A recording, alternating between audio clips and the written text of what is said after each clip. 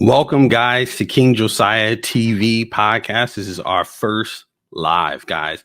So, guys, so I'll get this intro out the way.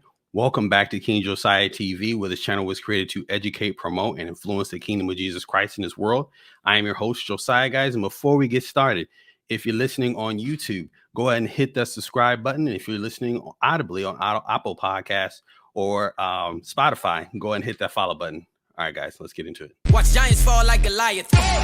David, I dance. This ain't no tick-tock. God told me that my steps was ordered. Walking in flip-flops. Chris Rock, how they laughed at me. All right, guys. So Candace Owens and Nick Cannon, they had a very candid interview recently, and she was talking about speaking the truth and standing on the truth and how she's been misperceived by the Black community and a whole bunch of other individuals since she's been out. And I just thought it was a good perspective, guys. Just for us to get a better understanding of Candace and certain things that I could relate even to being a Christian and standing up for truth and standing on truth and how people look at you and how you can almost be ostracized because of it. And man, she just, the way she brought this up, I was like, well, we got to talk about this. And, every time we talk about Candace, people love this. So we gonna let her speak her piece.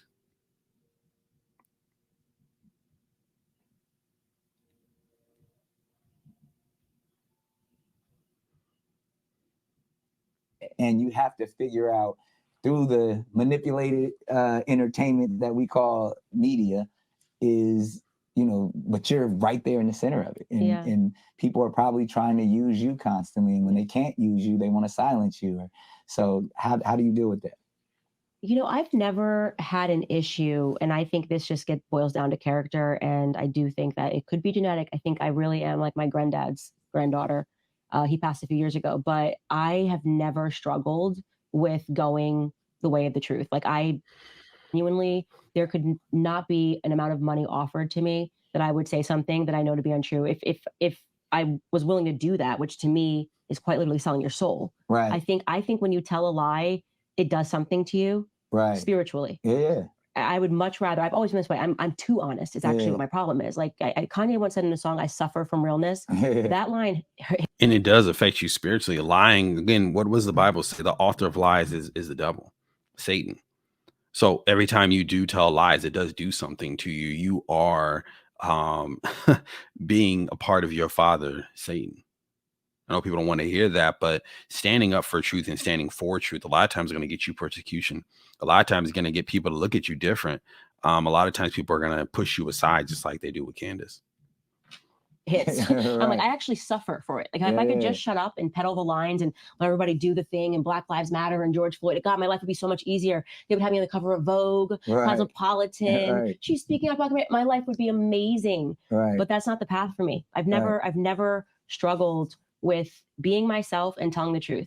And I feel the same way, guys. Since I've stood out and started preaching the gospel online and started being outward about my faith, Christians have came at me more than ever before. Arguments, in the comments to at work, family members. I've had more people come against me for speaking up on the truth and standing on the gospel and outrightly talking on these things that I could be probably, and sometimes I would be honest with you, some people may even accept me and view me differently had I not be so honest and I had not been so upfront about the gospel and preaching, guys. So I just want to encourage anybody, just what Candace's message, that was what I wanted to drive home, to keep the truth. Stand on truth. Don't back away from truth just because your platform may not be as big or you may not get as much people that like you and want to be around you. If you're standing on truth, be that beacon of truth. That beacon of truth is actually has more substance to it. You're going to impact more people. And even the moment you feel martyred, you feel pushed down, speaking on the truth is actually the right way to go. Been that way. Even if I do something wrong, I always tell myself instantly because I don't like the feeling. Like it feels cancerous to me. I do think that lies build up in your spirit like a cancer. Right. And so it's shocking to me when I see people commit themselves to that for comfort, because you maybe you feel outwardly comfortable, like maybe like the house is bigger and you're getting more money, but inwardly you have to be dying when you know something to be untrue. Worse than that, not only do you know it to be untrue, but you're then dragging people into a pit of hell, right? There were people who genuinely believed that Black Lives Matter was going to be a solution. And I don't fault those people. I just want to be clear.